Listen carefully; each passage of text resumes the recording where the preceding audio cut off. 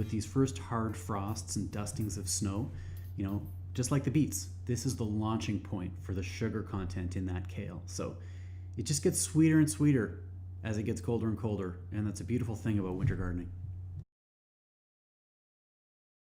Here in Victoria, the garden is a fridge, and it's really great. Once we get things to this point, they're just in storage mode. They're kind of dormant, and yet it's living, super nutritious food. There's no weeding that's needed, there's no watering that's needed, there's not a lot of work that's needed besides harvesting. And that also just increases the air circulation in here. Maybe take a couple leaves of those too. I would like to have gotten these a little bigger by this point. You do that by sowing a couple weeks earlier. Of course, in this case, we had some nice potatoes that we were letting fatten up here. And, you know, you get more production by the end of the year, the more rotations you squeeze in.